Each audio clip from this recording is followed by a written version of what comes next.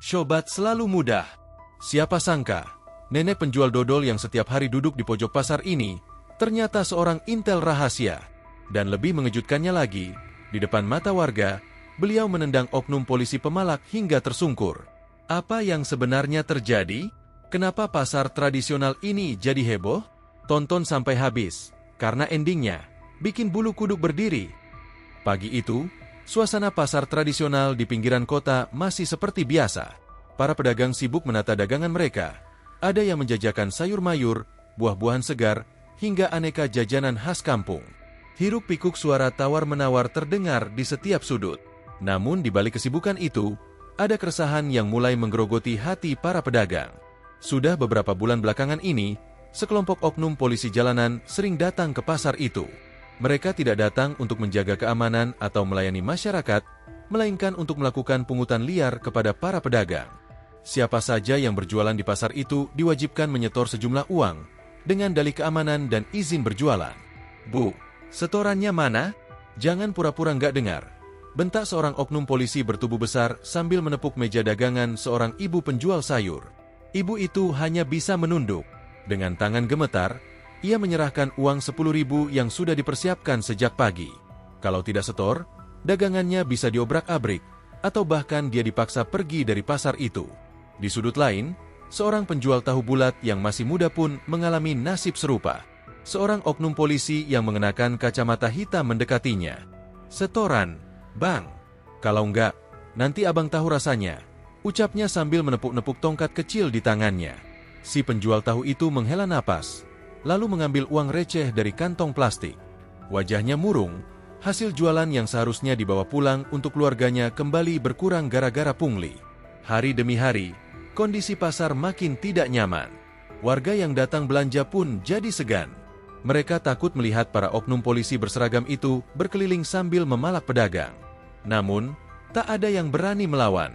Semua seolah pasrah, menerima perlakuan sewenang-wenang itu, meskipun hati mereka penuh dengan rasa marah. Tapi tanpa mereka sadari, Allah telah menyiapkan seseorang. Sosok sederhana yang akan menjadi perantara keadilan. Seorang nenek tua yang tampak biasa, menjajakan dodol di sudut pasar, sebenarnya sedang mengamati semuanya dengan cermat. Pasar itu akan segera berubah. Karena tak selamanya ketidakadilan dibiarkan berdiri di atas penderitaan orang kecil. Di pojok pasar yang tak terlalu ramai, ada seorang nenek tua yang duduk di atas bangku kecil. Di hadapannya, sebuah tampah berisi dodol hitam manis tersusun rapi. Wajahnya keriput, kulitnya legam terbakar matahari, dan matanya tampak teduh meski menyimpan ketegasan. Nenek itu dikenal warga sebagai Maksumi, penjual dodol keliling yang hampir setiap hari mangkal di pasar itu.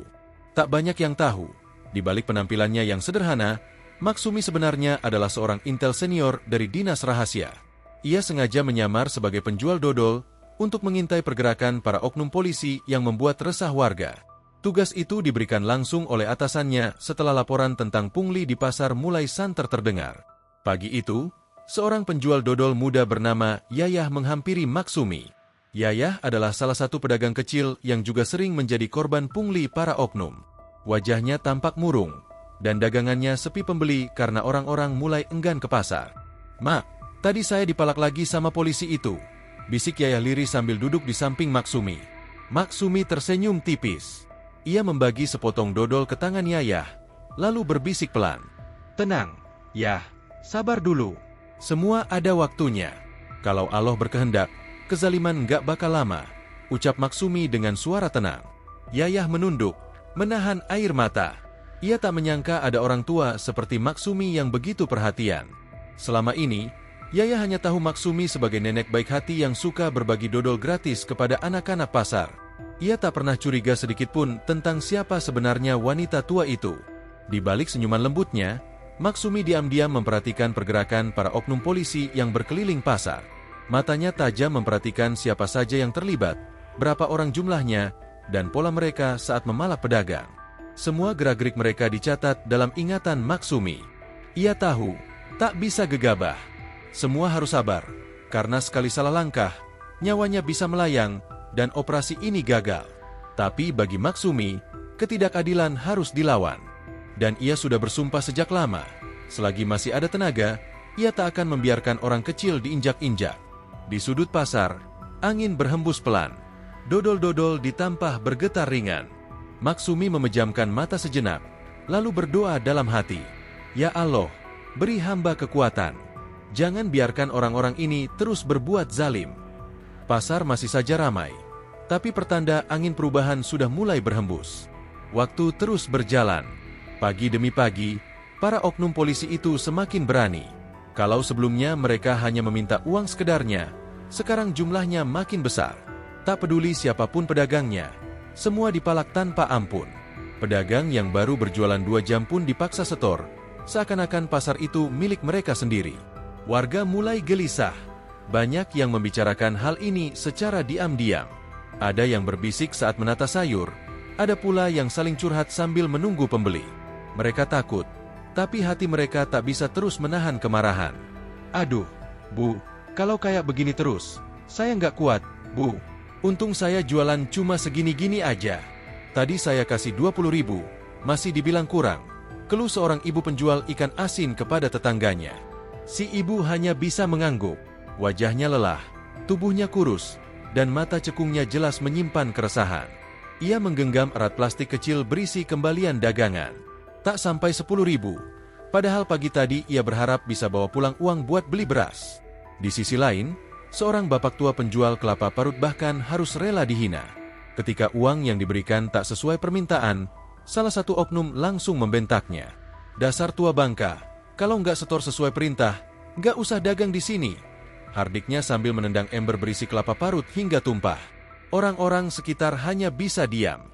Beberapa wanita tua menutup mulutnya, takut kalau mereka ikut bicara, giliran mereka yang jadi korban. Anak-anak kecil yang biasa bermain di dekat pasar pun mulai jarang kelihatan.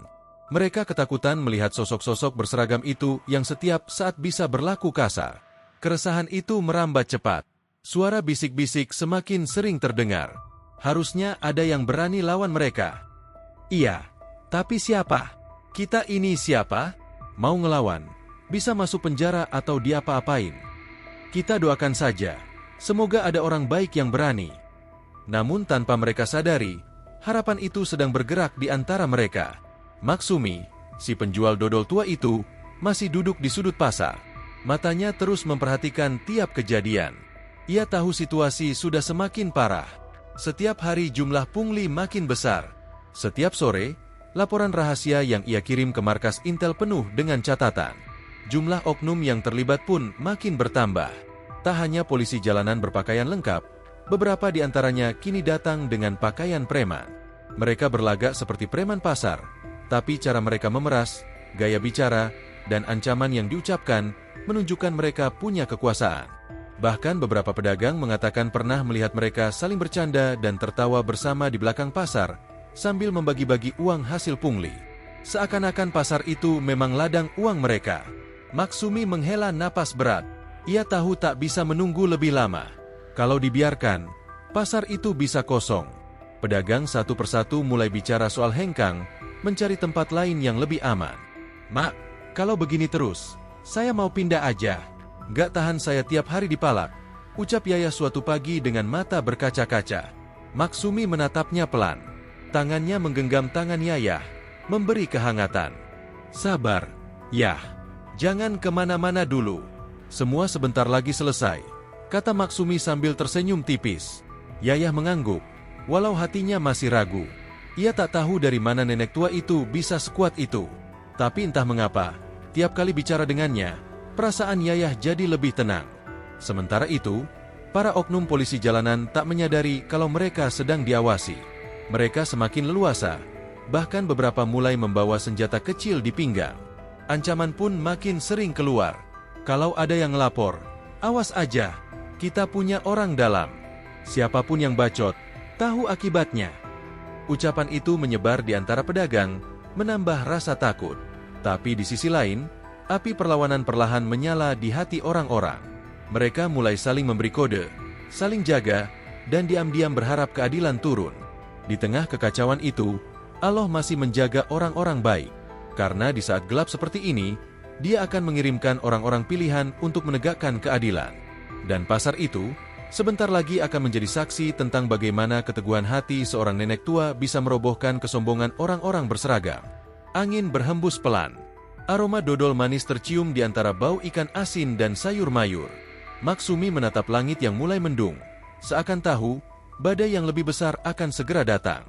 Pagi itu, suasana pasar masih seperti biasa. Ramai, berisik, dan penuh dengan aroma khas. Bau kembang kol yang baru dipetik, anyir ikan asin, hingga wangi dodol manis yang menguar dari tampah milik Maksumi.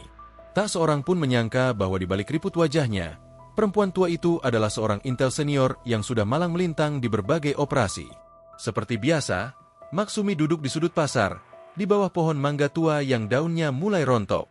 Tampah dodolnya tersusun rapi. Ia pura-pura sibuk membungkuskan dodol untuk anak-anak kecil yang lewat, sesekali menyapa pedagang yang mengenalnya. Namun, di balik sorot matanya, Maksumi tengah mengamati. Sudah seminggu lebih ia berada di pasar ini. Ia telah hafal betul siapa saja yang menjadi oknum. Setiap gerakan mereka, tiap ucapan ancaman, dan titik-titik di mana mereka biasa berkumpul. Di seberang lapak sayur, ada seorang pria bertubuh tambun mengenakan jaket kulit usang. Namanya Sunarto, salah satu oknum berpakaian preman. Sunarto ini kerap kali mengintimidasi pedagang, pura-pura jadi tukang jaga pasar, padahal kerjanya hanya memalak. Maksumi memperhatikan Sunarto yang tengah bercakap dengan dua polisi berseragam. Mereka tertawa sambil menghitung uang hasil pungli di balik lapak kosong.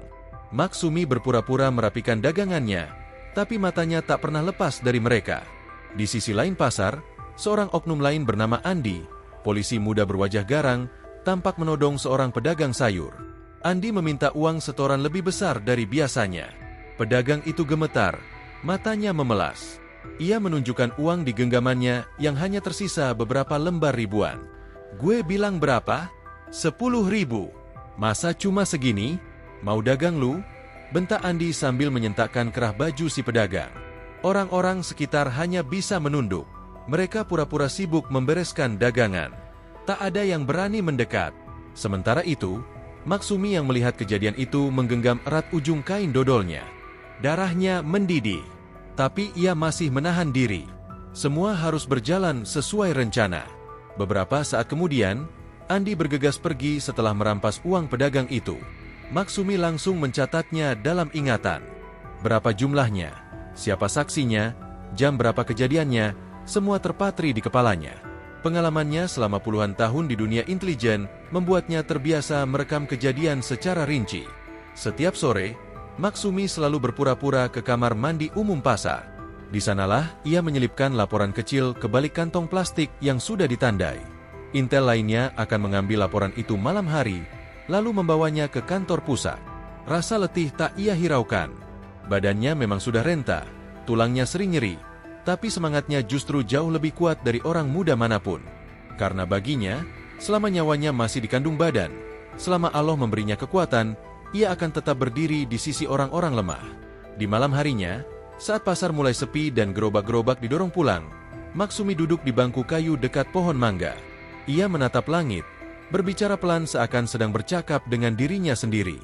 "Ya Allah, kalau hamba boleh minta, berilah kekuatan buat orang-orang kecil di pasar ini. Jangan biarkan mereka diinjak terus. Kalau memang hamba harus jadi perantara, hamba ikhlas, ya Allah." Angin malam berembus pelan. Daun-daun berguguran, sebagian jatuh ke atas tampah dodolnya yang tinggal separuh. Maksumi menarik napas panjang. Ia tahu, besok mungkin lebih berat, tapi ia sudah siap. Karena kalau orang seperti dia tak berani bergerak, maka siapa lagi? Saat itu pula, di kejauhan, sekelompok oknum polisi tengah berkumpul di warung kopi belakang pasar. Mereka membicarakan rencana untuk meningkatkan setoran besok pagi. Konon, ada perintah dari atasan gelap mereka untuk memeras lebih banyak pedagang karena ada proyek pribadi yang butuh dana besar. Maksumi yang diam-diam mengikuti pembicaraan mereka dari kejauhan, berpura-pura sebagai nenek-nenek pengangkut kardus. Dengan langkah tertatih, ia menguping percakapan yang sangat penting itu. "Kita naikkan setoran besok pagi. Jangan kasih kendor. Pokoknya kalau ada yang bandel, tinggal angkut aja," kata salah satu oknum. "Hajar aja sekalian. Biar kapok," timpal yang lain. Maksumi mencatat semua nama dan ucapan itu di memorinya. Ia tahu, Ini saatnya bergerak. Pagi besok, ia tak hanya akan mengawasi. Ia sudah berjanji dalam hati, kalau ada satu saja yang berani menginjak orang lemah lagi, maka ia sendiri yang akan turun tangan. Malam itu, langit tampak pekat. Pasar tradisional itu tampak sepi. Hanya beberapa lampu redup yang masih menyala. Tapi di dalam kegelapan, sebuah rencana besar mulai tersusun. Dan seorang nenek tua, dengan tampah dodol di hadapannya, tengah bersiap untuk menjadi pelindung bagi orang-orang kecil yang tak pernah didengar suaranya. Pagi itu, suasana pasar kembali ramai. Seperti biasa, para pedagang sibuk membuka lapak. Ada yang menggelar tikar, ada yang menyusun sayur mayur di atas papan kayu, dan tak sedikit pula yang menjerang air untuk menyeduh kopi pagi. Namun pagi ini terasa berbeda. Angin seolah membawa hawa gelisah. Para pedagang tampak was-was.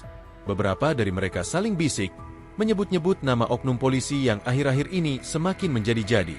Di ujung pasar, Maksumi kembali duduk di tempat biasanya, di bawah pohon mangga tua. Tampah dodolnya sudah tersusun rapi. Namun, hari ini wajahnya lebih tegas. Sorot matanya tajam mengamati pergerakan oknum yang mulai berkeliaran. Dari kejauhan, ia sudah melihat Sunarto dan Andi berjalan ke arah lapak-lapak pedagang. Sunarto, dengan badan tambunnya, menghampiri seorang penjual telur ayam kampung. Pedagang itu masih muda, wajahnya pucat. Dengan kasar, Sunarto meraih dagangannya. Si Ujang. Setoran mana? Minggu lalu kurang tuh, bentak Sunarto. Ujang gemetar. Tangannya merogoh saku, mengeluarkan beberapa lembar uang lusuh. Cuma segini, Bang. Maaf, dagangan lagi sepi. Jawabnya terbata. Belum sempat Ujang bicara lebih banyak, Sunarto menamparnya keras. Gue gak mau tahu. Kalau gak ada uang, lu minggat dari sini. Orang-orang sekitar terdiam. Beberapa hanya berani menunduk. Maksumi yang melihat kejadian itu langsung menggenggam erat ujung kain dodolnya. Darahnya mendidih. Kesabarannya sudah habis. Andi yang dari tadi memperhatikan ikut mendekat. Apa nih, Mak? Dodol payah kayak begini masih jualan aja di sini? Setoran mana, Mak? Jangan pura-pura begolu ya. Bentaknya sembari menendang tampah dodol Maksumi. Tampah dodol itu terpelanting. Isinya berhamburan ke tanah. Dodol-dodol manis itu jatuh ke tanah bercampur debu. Beberapa anak kecil yang sedari tadi menunggu ikut kaget. Maksumi menatapnya tajam. Wajah tuanya mengeras. Tanpa banyak bicara, Maksumi bangkit. Sorot matanya tak lagi seperti nenek renta biasa. Sorot matanya berubah, tajam dan penuh wibawa. Orang-orang sekitar mulai menyadari ada yang tak beres. Andi menyeringai. Si nenek tua cengeng ini mau ngapain? Mau gue tabok juga nih? Ejeknya sambil maju mendekat. Tanpa aba-aba, dengan gerakan cepat yang tak disangka, Maksumi langsung mengayunkan kakinya. Sepakan keras mendarat telak di dada Andi, membuat tubuhnya terjungkal ke belakang menabrak gerobak sayur. Brak! Pasar langsung gaduh. Orang-orang berteriak. Beberapa pedagang ternganga, tak percaya dengan apa yang baru mereka lihat. Seorang nenek tua menendang polisi berseragam hingga jatuh. Sunarto melotot. Kurang ajar lu, Mak. Berani-beraninya sama polisi, geramnya. Namun sebelum Sunarto sempat bergerak, Maksumi dengan cekatan meraih sebatang tongkat kayu kecil yang biasa dipakainya menopang tubuh. Dengan gesit, dia mengayunkan tongkat itu ke arah kaki Sunarto. Duh! Sunarto terpincang, menahan sakit. Kau pikir kalian bisa seenaknya main pukul, main rampas, main hina orang miskin di sini? Kalian kira pasar ini milik nenek moyang kalian? Teriak Maksumi lantang. Suasana pasar makin panas. Pedagang yang awalnya takut, kini mulai bergerak mendekat. Wajah-wajah yang selama ini tertunduk, mulai menatap berani. Beberapa dari mereka bersorak. Hajar aja, Mak. Kami udah muak sama mereka. Teriak seorang pedagang buah. Andi yang mulai bangkit, berusaha mengambil tongkat dari pinggangnya. Namun Maksumi lebih cepat. Ia menendang perut Andi sekali lagi, hingga pria itu kembali terjatuh. Sunarto mencoba melawan, namun tangan renta Maksumi menyergap pergelangan tangannya. Dengan teknik kuncian yang begitu rapi, Sunarto tak bisa berkutik. Pedagang sekitar takjub. Tak ada yang menyangka nenek penjual dodol ini memiliki kemampuan sehebat itu. Warga pasar berteriak kegirangan. Allahu Akbar. Hajar aja, Mak. Akhirnya ada juga yang berani lawan. Seorang ibu penjual sayur sampai menitikkan air mata. Sudah lama kami diperas. Mak, Allah kirimkan orang seberani sampeyan. Maksumi menarik napas dalam, kemudian menatap Andi dan Sunarto yang tergeletak.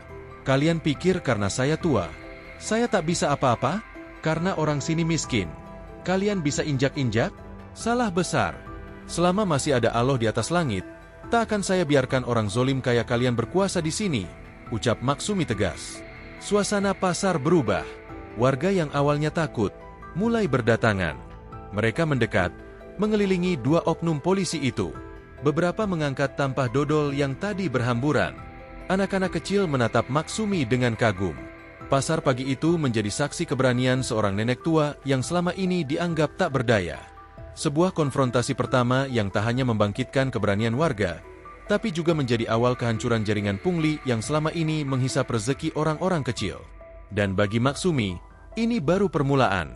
Masih ada banyak nama dalam ingatannya yang harus ia datangi. Karena selama kezaliman masih bernafas, dia takkan pernah menyerah. Setelah sepakan keras dan kuncian tangan yang membuat dua oknum polisi itu tak berkutik, suasana pasar pagi itu benar-benar berubah. Pasar tradisional yang biasanya hanya diwarnai teriakan pedagang sayur dan aroma bumbu dapur, kini riuh rendah oleh sorak-sorai dan teriakan warga yang mulai memberanikan diri. Ayo, Maksumi, hajar lagi, Mak. Allahu Akbar. Akhirnya ada yang berani lawan mereka. Suara-suara itu menggema di antara deretan lapak. Para pedagang berkerumun, membentuk lingkaran di sekitar Maksumi, Andi, dan Sunarto. Beberapa di antaranya bahkan tak ragu mengangkat tampah dodol yang tadi berhamburan lalu menaruhnya kembali di pangkuan Maksumi, seakan menunjukkan dukungan mereka. Di sudut pasar, seorang lelaki parubaya bernama Pak Rojak, penjual kerupuk, yang selama ini selalu bungkam saat dipalak, kini angkat suara. Kita udah terlalu lama dizolimi. Saudara-saudara, lihat apa yang mereka lakukan. Setiap minggu ngambil uang dagangan kita, main kasar sama orang kecil. Sekarang waktunya kita buka suara, teriak Pak Rojak lantang. Sontak, suara itu disambut teriakan takbir dan sorakan warga. Anak-anak kecil pun tak mau kalah. Mereka bertepuk tangan, berlarian mengelilingi kerumunan sambil berseru, Maksumi jagoan! Maksumi jagoan! Andi yang mulai siuman, mencoba berdiri. Wajahnya merah padam, bibirnya pecah terkena benturan tadi. Dia menggeram penuh amarah. Berani lu, Mak? Lu kira bisa kabur dari hukum? Gue polisi.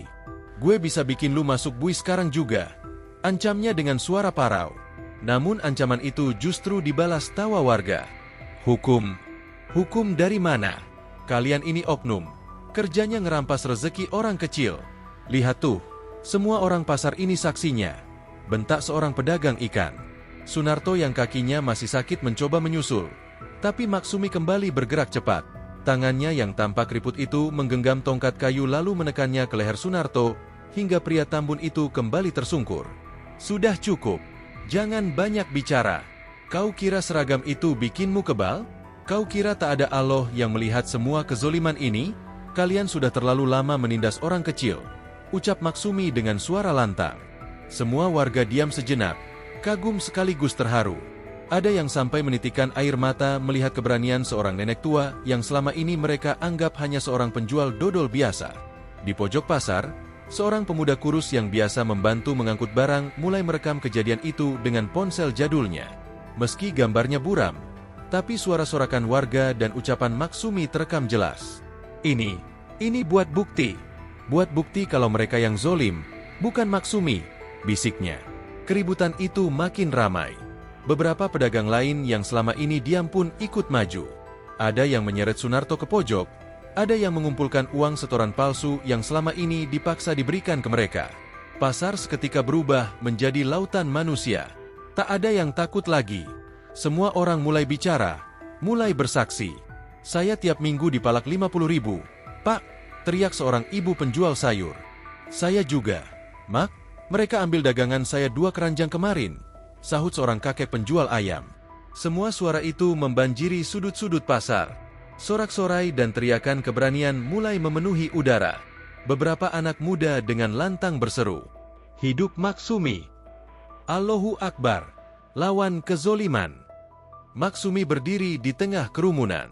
Wajah tuanya berkeringat, tapi matanya bersinar.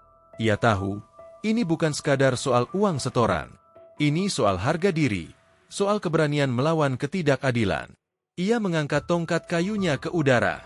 Selama Allah masih ada di atas sana, selama kalian masih percaya bahwa yang benar akan tetap benar dan yang salah tetap salah, jangan pernah takut. Kalian bukan budak. Pasar ini milik kalian, bukan milik mereka, serunya lantang. Sorakan makin bergemuruh. Beberapa orang tua menitikkan air mata haru. Seorang ibu yang menggendong anaknya bahkan bersujud syukur di tengah kerumunan.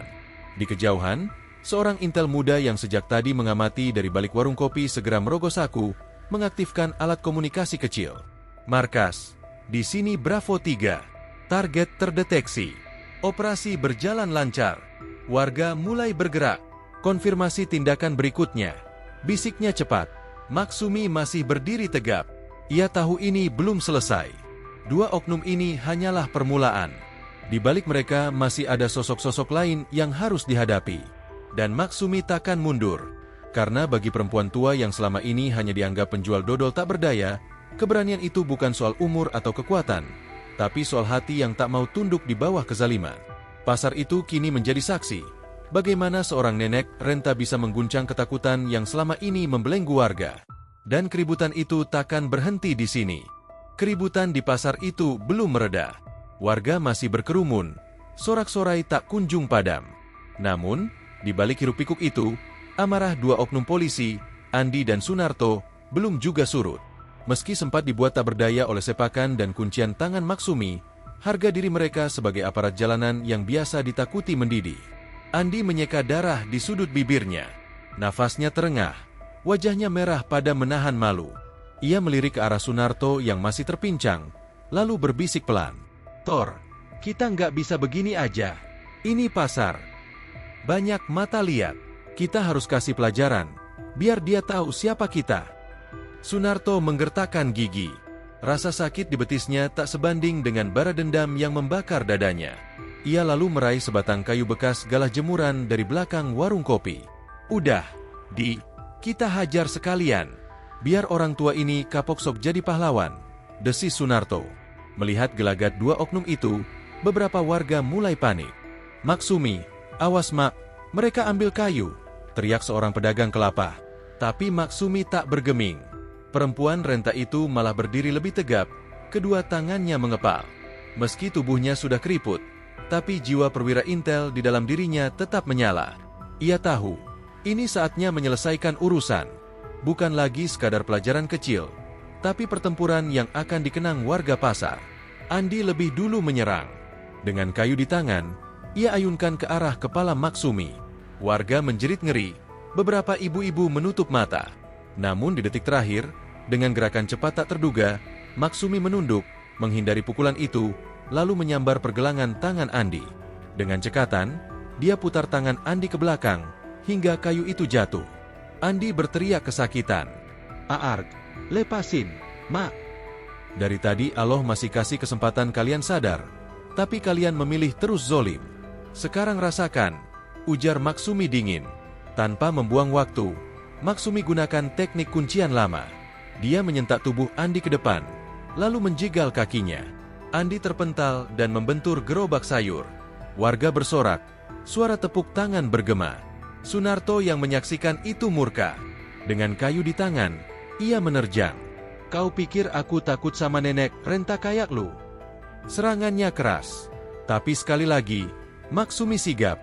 Dia memiringkan badan, lalu menghantamkan sikunya ke perut Sunarto. Kayu itu jatuh. Sunarto membungkuk kesakitan. Tak berhenti di situ, Maksumi ambil langkah ke belakang, lalu menyapu kaki Sunarto. Pria tambun itu ambruk. Begitu jatuh, Maksumi segera menindih punggungnya, menarik kedua tangannya ke belakang dan mengunci menggunakan tali rafia bekas ikatan dodol. Sunarto meronta. Nafasnya megap-megap. "Ampun, Mak, ampun." Namun Maksumi hanya berkata lirih, "Ampun? Kemana rasa ampun kalian saat maksa duit emak-emak jualan sayur? Saat ngancam tukang gorengan?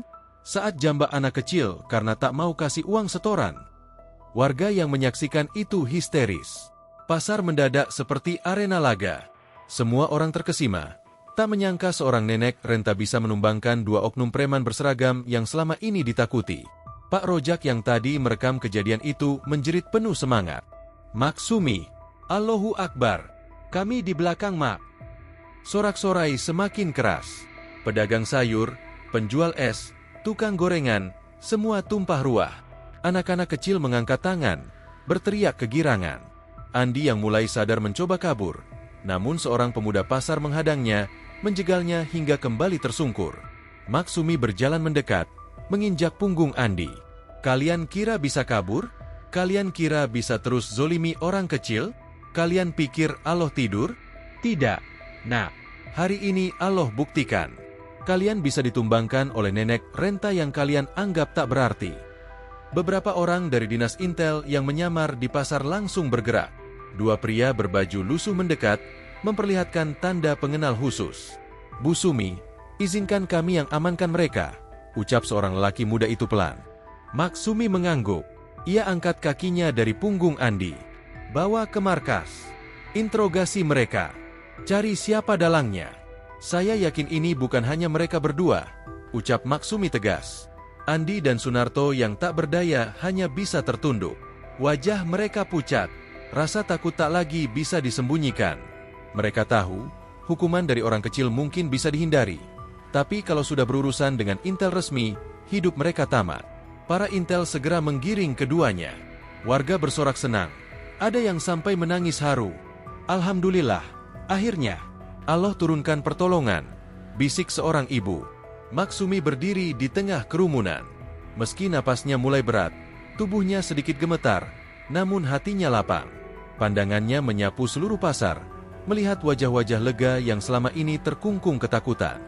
Dan di sanalah, untuk pertama kalinya setelah bertahun-tahun, pasar itu kembali hidup tanpa bayang-bayang pungli. Namun Mak Sumi tahu, ini belum selesai. Masih ada atasan dari dua oknum itu. Masih ada nama-nama besar di balik pungutan liar yang menggerogoti pasar-pasar pinggiran kota ini. Dan dirinya tak akan berhenti sampai semuanya bersih. Fajar mulai menyingsing. Langit di atas pasar tradisional itu masih basah oleh embun. Udara pagi begitu dingin, menusuk tulang. Warga pasar baru bersiap membuka lapak masing-masing. Sebagian pedagang masih sibuk merapikan barang dagangan. Tapi di balik kesunyian itu, langkah-langkah para intel yang menyamar sudah bergerak senyap. Mak Sumi, yang sejak semalam tak tidur, berdiri di sudut pasar, tepat di dekat sebuah warung kopi kecil. Tatapan matanya tajam. Di tangannya tergenggam erat sebuah alat komunikasi kecil. Ia baru saja menerima kabar penting dari anak buahnya. Target sudah bergerak, Bu. Dua orang oknum lain datang jemput setoran pagi ini di lapak belakang pasar. Kami tunggu instruksi. Suara seorang intel laki-laki terdengar di alat komunikasi. Mak Sumi menarik napas panjang. Ditatapnya sekeliling pasar yang masih sepi. Beberapa pedagang mulai berdatangan. Ia tahu, pagi ini bukan sembarang pagi. Pagi ini adalah waktu penentuan. Waktu untuk menumpas jaringan pungli yang selama ini menyiksa rakyat kecil di pasar-pasar pinggiran kota. Laksanakan sesuai rencana. Jangan beri kesempatan mereka kabur, ujar Mak Sumi tegas. Di sudut lain, dua pria berseragam polisi dengan wajah arogan berjalan santai. Di tangan mereka ada buku catatan lusuh, isinya daftar nama pedagang dan jumlah setoran. Mereka adalah Komar dan Sarman, dua oknum yang selama ini menjadi tangan kanan seorang perwira senior yang mengendalikan pungli di wilayah itu. "Udah jam segini kok belum setor? Nih, yang jualan gorengan mana orangnya?" gerutu Komar sambil menendang ember air milik seorang pedagang. Sarman menambahkan, "Kalau nggak setor juga, kita gebukin aja sekalian. Biar tahu rasa." Tanpa mereka sadari, beberapa orang intel berpakaian lusuh sudah mengintai dari balik lapak. Pak Rojak yang biasanya jualan kelapa juga ikut berperan. Ia pura-pura menyusun kelapa sambil mengamati gerak-gerik dua oknum itu. Mak Sumi perlahan mendekat, membawa keranjang dodol di pundaknya, wajahnya tetap tenang. Tapi di balik keranjang itu, tersembunyi borgol khusus yang biasa dipakai dalam operasi intel. Ketika Komar dan Sarman mulai meminta setoran kepada seorang ibu penjual tahu, Mak Sumi memberi kode. Dia batuk pelan, sebuah isyarat rahasia. Seketika itu juga, para intel menyebar, menutup semua akses keluar pasar. "Cepat, Bu, duitnya mana?" "Jangan pura-pura nggak dengar," bentak Komar kepada ibu penjual tahu. Ibu itu gemetar, air matanya menetes. Uang di tangan hanya cukup untuk beli bahan jualan hari ini. Tiba-tiba suara tegas terdengar di belakang mereka. Cukup. Komar dan Sarman menoleh, terkejut melihat siapa yang berdiri di depan mereka. Loh, ini nenek kemarin ya? Mau apa lagi lu, Nek? Belum kapok juga. Maksumi melempar keranjang dodolnya ke tanah. Dengan sigap, dia melangkah maju. Kalian pikir bisa terus zolimi orang kecil di sini? Kalian kira Allah tutup mata? Hari ini, kalian selesai. Tanpa menunggu jawaban, Maksumi langsung melancarkan serangan. Sebuah pukulan siku mendarat di dada Sarman, membuat pria itu terjungkal ke belakang. Komar berusaha menarik tongkat kayu, tapi Maksumi lebih cepat. Dia tendang tangan Komar hingga tongkat itu terpental. Dalam sekejap, dua intel muda langsung menyergap dari belakang, melumpuhkan Sarman dan menguncinya ke tanah. Komar mencoba lari, namun Pak Rojak yang berdiri di dekat gerobak kelapa menyergapnya. Sebatang kayu panjang menyapu kakinya. Komar tersungkur, wajahnya membentur tanah. Cepat borgol, seru Maksumi. Para intel segera memborgol tangan mereka. Warga pasar mulai berdatangan, menyaksikan peristiwa itu. Sorak-sorai menggema, beberapa ibu-ibu menangis haru. Allahu Akbar, Allahu Akbar, akhirnya. Alhamdulillah. Semoga Allah balas keberanian Maksumi. Ternyata bukan hanya dua orang itu. Saat keributan terjadi, dua oknum polisi lainnya, yang datang menggunakan motor tanpa plat, terlihat panik dan hendak kabur. Tapi jalan-jalan pasar sudah tertutup para intel. Yang itu jangan sampai lolos, teriak Maksumi. Dua intel yang menyamar sebagai pemulung mengejar mereka. Kejar-kejaran kecil terjadi di gang pasar. Akhirnya, keduanya berhasil ditangkap dan diikat menggunakan tali tambang. Warga yang ikut menyaksikan ikut membantu, mengangkat batu dan kayu, menutup jalan kabur. Saat semua oknum itu berhasil ditangkap, Maksumi berdiri di atas sebuah bangku kayu. Dengan suara lantang, ia berbicara, "Saudara-saudara sekalian, selama ini kita dijajah oleh orang yang seharusnya melindungi kita. Mereka pakai seragam, bawa senjata, tapi hatinya lebih kejam dari begal jalanan. Hari ini, Allah turunkan pertolongannya. Pasar kita bersih. Jangan takut, jangan diam kalau lihat kezaliman." Warga bersorak, ada yang berpelukan, ada yang sujud syukur di atas tanah pasar. Operasi pagi itu sukses besar. 4 oknum polisi jalanan yang selama ini memalak di pasar berhasil ditangkap hidup-hidup, tanpa satu peluru pun ditembakkan. Semua proses terekam rapi oleh para intel untuk dijadikan barang bukti di kantor pusat. Maksumi memandang langit yang mulai cerah. Alhamdulillah, satu tugas selesai. Tapi dalangnya belum. Kita kejar sampai ke akar. Dan operasi selanjutnya pun segera disiapkan. Pagi itu suasana di kantor polisi sektor pusat kota tampak seperti biasa. Deretan kendaraan dinas berjajar rapi di halaman. Sejumlah anggota polisi lalu lalang, sibuk dengan tugas masing-masing. Tak ada yang menyangka bahwa pagi itu sebuah kejutan besar akan terjadi. Di ruang belakang kantor, seorang perwira polisi berpangkat komisaris kepala, bernama Darto, tengah duduk santai sambil menyeruput kopi. Di depannya, segepok uang hasil setoran pungli dari beberapa pasar di pinggiran kota bertebaran di atas meja. Wajahnya puas, tangan kanannya memegang buku catatan kecil berisi daftar nama oknum yang menjadi kaki tangannya di lapangan. Bagus, semua setorannya lancar. Minggu depan pasar induk giliran kita garap, gumamnya sambil tersenyum sinis. Tiba-tiba, seorang ajudan masuk dengan wajah gugup. "Komandan, ini, ada tamu," katanya terbata. "Siapa? Pagi-pagi begini?" "SS seorang nenek, katanya pedagang dodol, tapi maksa mau ketemu." Darto mendengus kesal. "Nenek kampung, suruh pergi sana." Namun, sebelum ajudan itu beranjak, suara langkah kaki terdengar mendekat, dan muncullah sosok Maksumi, masih dengan keranjang dodol di tangan, masuk ruang itu tanpa diundang. Wajahnya tenang, tapi matanya menyimpan ketegasan luar biasa. "Astagfirullah, siapa yang kasih dia masuk?" bentak Darto sambil berdiri. Maksumi meletakkan keranjang dodol di atas meja, lalu duduk tanpa permisi.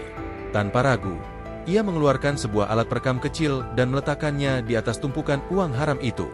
"Komandan Darto, semua sudah cukup. Permainan kotor kalian berakhir sampai di sini," ujar Maksumi dingin. Darto membelalak. "Apa maksud lo, Nek? Sembarangan masuk kantor polisi." Tapi sebelum Darto sempat memanggil anak buahnya, suara beberapa pria terdengar dari luar.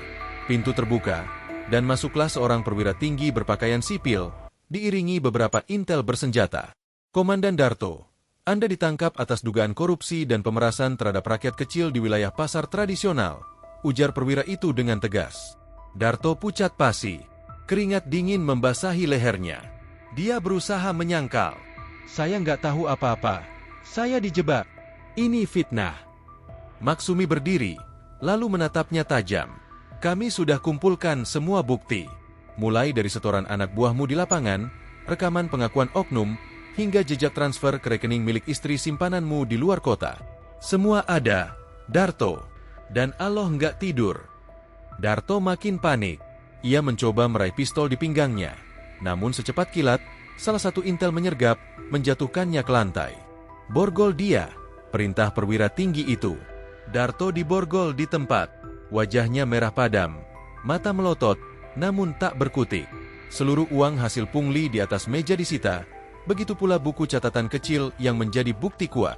Tak berhenti di situ, Maksumi mengeluarkan satu bundel dokumen dari keranjang dodolnya.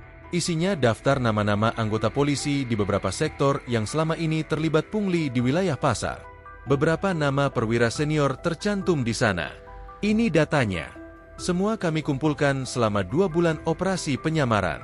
Pasar tradisional jadi ladang pemerasan mereka. Rakyat kecil diperas, dipukuli, dipalak. Tapi alhamdulillah, Allah masih beri kesempatan rakyat kecil seperti kami membela diri," ujar Maksumi dengan suara berat. Perwira tinggi itu menerima dokumen tersebut, membaca sekilas, lalu mengangguk. "Bagus sekali, Bu. Operasi ini selesai hari ini. Semua nama yang terlibat akan kami jemput. Kami akan bersihkan institusi ini." Tangannya kemudian menepuk bahu Maksumi. "Terima kasih atas keberanian Ibu. Kami tahu ini bukan tugas mudah. Menyamar sebagai pedagang dodol di pasar, menghadapi ancaman, caci maki, bahkan hampir terluka. Tapi hasilnya luar biasa. Atas nama institusi, kami sangat berhutang budi." Maksumi tersenyum kecil. "Saya hanya ingin hidup tenang, Pak. Biar rakyat kecil nggak takut dagang lagi." Di luar kantor, kabar penangkapan Komandan Darto menyebar cepat. Warga pasar yang selama ini menderita, akhirnya bisa bernapas lega. Beberapa pedagang mendatangi kantor polisi, menyaksikan sendiri si penguasa pungli itu diborgol dan digiring keluar. Allahu Akbar, Allahu Akbar. Akhirnya, beberapa ibu-ibu menangis bahagia. Pedagang tahu, tukang sayur, dan penjual gorengan bersyukur. Pasar yang selama ini diperas, kini benar-benar terbebas dari cengkeraman oknum. Pagi itu, nama Maksumi menjadi buah bibir. Bukan sekadar nenek penjual dodol, tapi seorang pejuang yang rela mempertaruhkan nyawa demi membela keadilan. Hari itu suasana di kantor polisi sektor pusat berubah drastis. Setelah penangkapan Komandan Darto dan terbongkarnya jaringan pungli di pasar tradisional, proses hukum langsung berjalan cepat. Tim dari Dinas Intel Gabungan bersama Divisi Propam turun tangan, memeriksa semua anggota yang namanya tercantum dalam daftar hitam yang diserahkan Maksumi. Satu persatu, oknum polisi yang selama ini jadi momok bagi para pedagang pasar, ditangkap di tempat dinas masing-masing. Ada yang masih mengenakan seragam, ada yang bersembunyi di rumah kontrakan, dan ada pula yang nekat kabur keluar kota tapi berhasil diringkus dalam waktu singkat. Di halaman kantor polisi, mobil tahanan berderet rapi. Para oknum itu digiring keluar satu persatu dengan tangan terborgol. Wajah-wajah yang dulu angkuh dan bengis saat memalak pedagang kecil, kini pucat pasi, tertunduk tanpa daya. Di tepi jalan depan kantor, warga pasar berkerumun. Mereka datang berbondong-bondong, ingin menyaksikan langsung saat para pemeras itu dipenjara. Suara bisik-bisik dan umpatan terdengar di antara kerumunan. "Itu dia si Adang, tukang pungli di Losayur. Yang itu si Diki, yang kemarin maksa ambil duit dagangan gua. Allahu Akbar, akhirnya keadilan datang juga." Maksumi berdiri di samping mobil tahanan, didampingi perwira tinggi dari Dinas Intel. Wajahnya datar, tapi sorot matanya tegas. Para oknum itu, yang sebagian pernah menghina dan mengancamnya saat menyamar sebagai penjual dodol, kini tak berani menatap. Seorang petugas propam membacakan nama-nama tersangka yang akan segera diproses ke pengadilan militer dan kode etik kepolisian. Suara petugas itu lantang, membuat suasana makin hening. Adang Saputra, Diki Sudrajat, Rano Kurniawan, Bima Rashid, dan 6 anggota lain ditetapkan sebagai tersangka pemerasan, pungutan liar, dan tindakan kekerasan terhadap warga sipil di wilayah pasar tradisional. Semua ditahan dan akan diadili sesuai hukum yang berlaku. Suasana mendadak hening. Warga pasar menahan napas, lalu serentak bersorak. Allahu Akbar! Allahu Akbar! Hukum harus ditegakkan. Beberapa di antara para tahanan menangis, sebagian menutup wajah dengan tangan, dan ada pula yang memberontak, tapi sia-sia. Maksumi hanya memandang mereka tanpa kata. Tak ada dendam, hanya rasa lega karena kezaliman yang selama ini menindas rakyat kecil akhirnya dihentikan. Seusai prosesi penahanan, perwira tinggi itu mendekati Maksumi. Bu Sumi, atas nama institusi, kami berterima kasih. Semua proses hukum berjalan tanpa hambatan. Bahkan, beberapa anggota lain yang takut ketahuan memilih menyerahkan diri. Maksumi menarik napas panjang. Wajah tuanya menyiratkan lelah sekaligus lega. Alhamdulillah, Pak. Saya cuma ingin rakyat kecil kayak kami bisa dagang dengan tenang. Nggak diperas, nggak dihina. Hidup ini udah berat, jangan ditambah berat sama orang yang seharusnya ngelindungin. Perwira itu mengangguk pelan. Tangannya menepuk bahu Maksumi. Setelah ini ibu bisa kembali ke kehidupan ibu. Tapi jasa ibu tak akan kami lupakan. Operasi ibu menyamar di pasar itu keberhasilan yang luar biasa. Di antara kerumunan warga, beberapa pedagang menghampiri Maksumi. Seorang ibu penjual tahu menangis, lalu memeluknya erat. Makasih ya, Nek. Nek Sumi penyelamat kami. Pedagang lainnya, mulai dari tukang sayur, penjual gorengan, sampai tukang asongan, satu persatu menyalami dan memeluk Maksumi. Mereka menangis haru, seakan beban yang selama ini memeras hati dan dompet mereka kini terangkat. Semoga Allah balas kebaikan nenek, ujar seorang bapak tua penjual buah. Maksumi hanya bisa tersenyum, air matanya menetes pelan. Allah nggak tidur, Nak. Selama kita sabar, pasti ada saatnya keadilan datang. Hari itu, semua mobil tahanan berangkat menuju rumah tahanan khusus anggota. Para oknum itu akan menghadapi sidang etik dan pidana, dengan ancaman pemecatan tidak hormat dan penjara belasan tahun. Warga pasar bersyukur, tak hanya karena keadilan tegak, tapi karena akhirnya pasar tradisional bisa kembali menjadi tempat yang nyaman bagi para pedagang kecil mencari nafkah. Nama Maksumi, sang nenek penjual dodol, menjadi legenda di pasar itu. Cerita keberaniannya tersebar ke seluruh penjuru kota. Dari warung kopi, pangkalan ojek, hingga masjid-masjid kampung, semua membicarakan tentang nenek sederhana yang berhasil meruntuhkan jaringan pungli bersenjata. Beberapa pekan setelah para oknum polisi jalanan resmi dijatuhi vonis dan dibui, suasana pasar tradisional di pinggiran kota itu benar-benar berubah. Tak ada lagi pungli, tak ada lagi ancaman dari aparat berseragam. Para pedagang kecil kini bisa berjualan dengan tenang, tanpa takut dipalak atau dihina.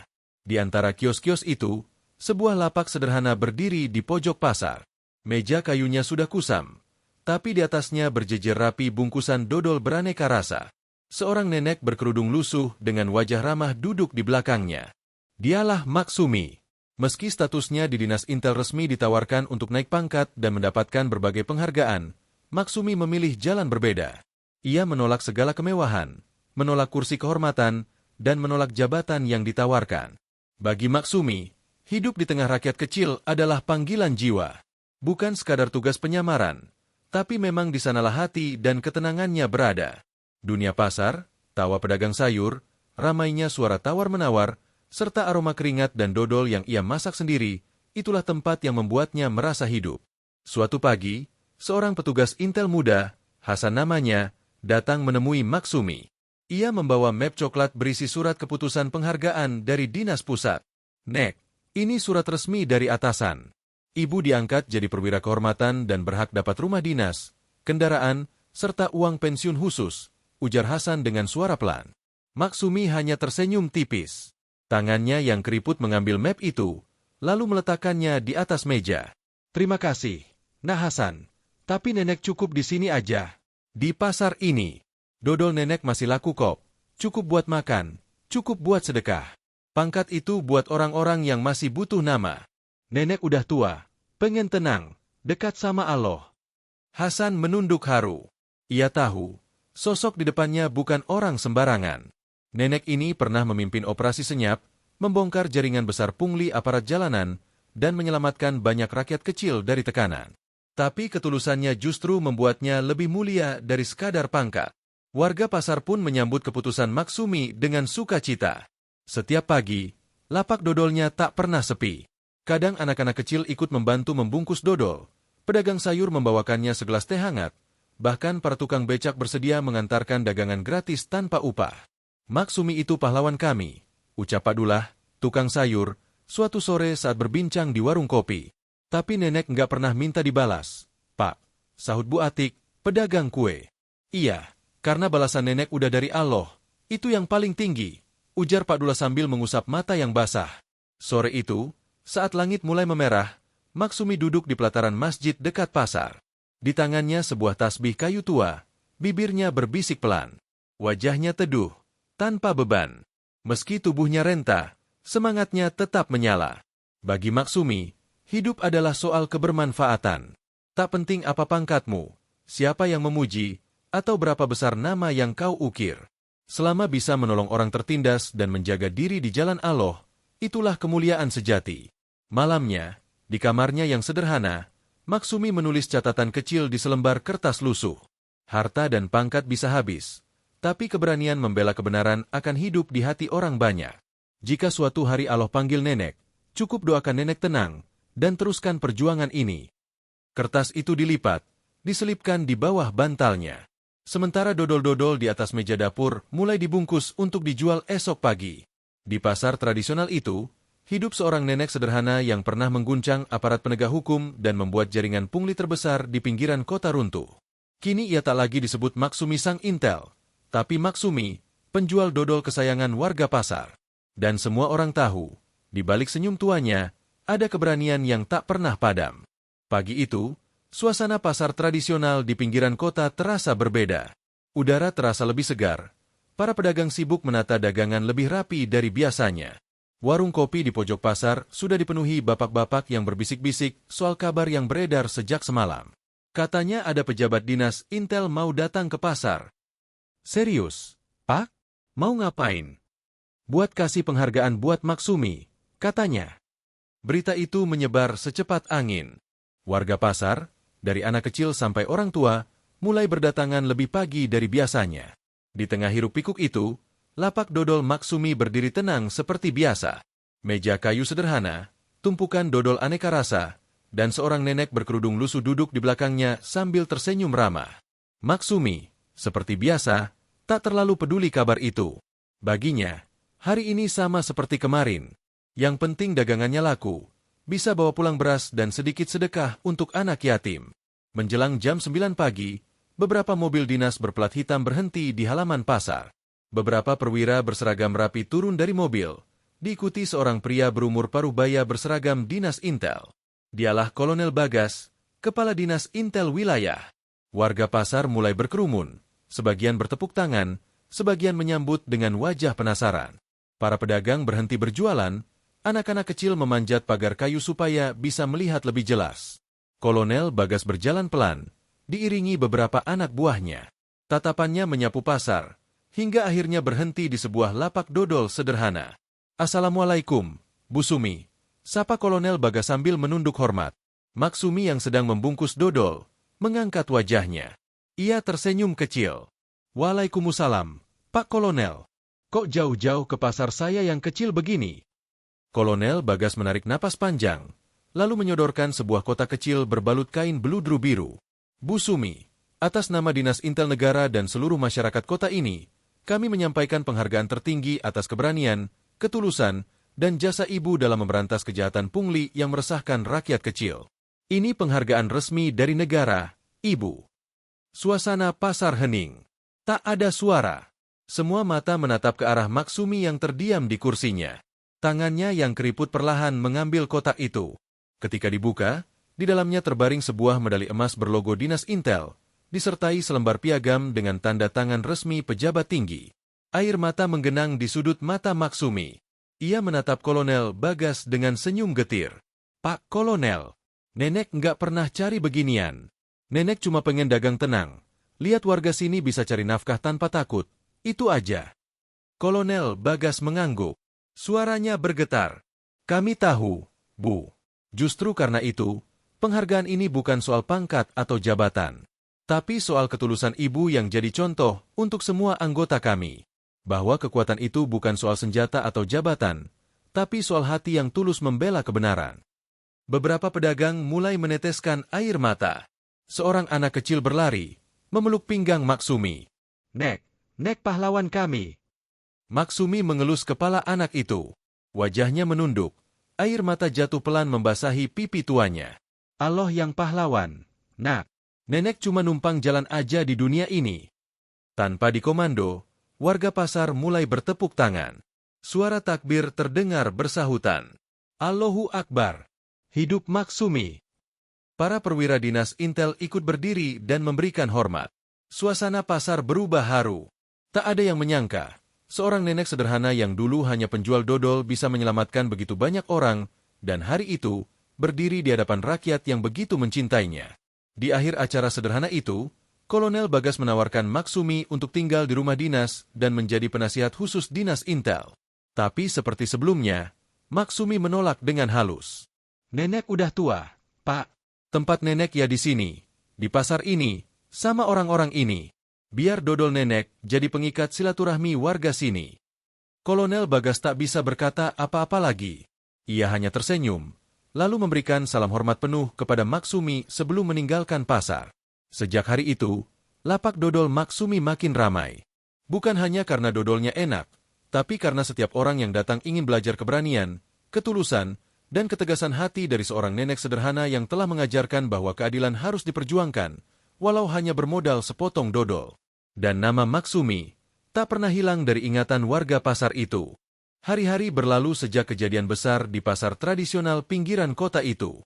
Pasar yang dulunya penuh kecemasan karena ulah para oknum pungli, kini berubah menjadi tempat yang aman, ramah, dan penuh suasana kekeluargaan.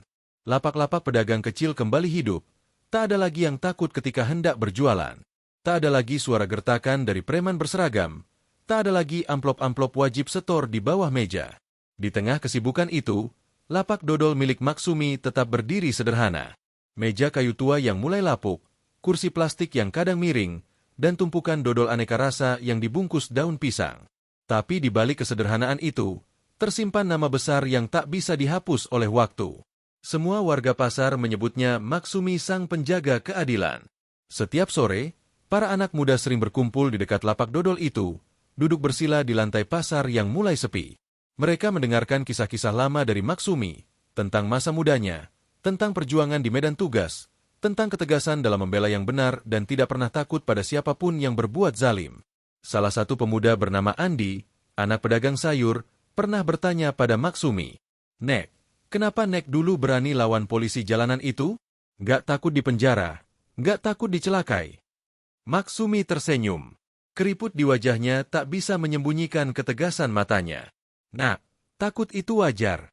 Semua orang pasti pernah takut. Tapi lebih takut lagi kalau kita diam melihat ketidakadilan di depan mata. Kalau kita biarkan orang zalim semena-mena, lama-lama dia akan merasa benar. Dan kalau semua orang cuma jadi penonton, maka yang lemah akan selalu diinjak. Nenek bukan orang kuat, tapi nenek percaya, di atas langit masih ada Allah. Jawaban itu membuat Andi terdiam lama. Ucapan sederhana, tapi menggetarkan hati. Dan sejak itu, para anak muda di pasar itu saling mengingatkan agar tidak lagi diam jika ada ketidakadilan. Mereka belajar dari Maksumi, bahwa keberanian itu bukan tentang otot, bukan soal senjata, tapi tentang keteguhan hati yang membela kebenaran. Bahkan para pedagang pun ikut berubah. Dulu yang suka diam-diam memberi upeti pada oknum, kini berani menolak. Yang dulu pasrah saat lapaknya diobrak-abrik tanpa alasan, kini berani bersuara. Dan anehnya, setelah semua itu berjalan, para aparat yang dulu angkuh mulai segan. Pasar itu kembali damai, karena keberanian seorang nenek dodol telah menumbuhkan keberanian di hati orang-orang kecil. Di malam-malam sepi, Maksumi sering termenung di beranda rumah kecilnya, memandangi langit. Suara adzan dari surau dekat pasar menjadi pengantar ketenangannya. Allah, hamba nggak punya apa-apa. Hamba cuma ingin tempat ini tenang. Hamba nggak ingin terkenal, nggak ingin dihormati. Cukup mereka bisa dagang tanpa takut, anak yatim bisa makan, itu saja. Air matanya menetes pelan, bukan karena sedih, tapi karena syukur. Usianya yang renta tak membuatnya lelah dalam berbuat baik. Dari keberanian seorang nenek penjual dodol itulah, seluruh warga pasar belajar hikmah bahwa ketidakadilan tidak akan pernah berhenti kalau kita terus diam. Berani bersuara, meski hanya satu orang, bisa menjadi nyala api kecil yang akan menyalakan obor besar kebenaran. Jangan tunggu jadi pejabat, jangan tunggu jadi orang kuat, karena keberanian itu tak mengenal usia, tak mengenal jabatan, cukup dengan hati yang jujur dan keyakinan kepada Allah. Dan itulah peninggalan paling berharga dari Maksumi. Bukan harta, bukan medali, tapi keberanian yang diwariskan kepada orang-orang kecil agar berani melawan ketidakadilan di depan mata. Warga pasar kini tahu bahwa keberanian itu menular dan kebaikan akan selalu punya jalan selama ada hati yang jujur. Cerita ini hanyalah fiktif belaka, dibuat seolah-olah nyata agar kita bisa mengambil hikmah, pelajaran, dan nilai-nilai moral di dalamnya. Bila ada kesamaan nama, tempat, atau kejadian, itu semata-mata hanya kebetulan dan tidak disengaja. Terima kasih sudah menyimak cerita ini sampai akhir. Semoga kisah sederhana ini bisa menjadi pengingat untuk kita semua, agar berani melawan ketidakadilan dan senantiasa berada di jalan Allah. Kalau teman-teman senang dengan cerita ini, jangan lupa untuk like, komentar, dan subscribe channel ini. Tulis juga pendapat kalian di kolom komentar. Siapa tahu cerita kalian berikutnya yang akan kami angkat. Sampai jumpa di cerita berikutnya.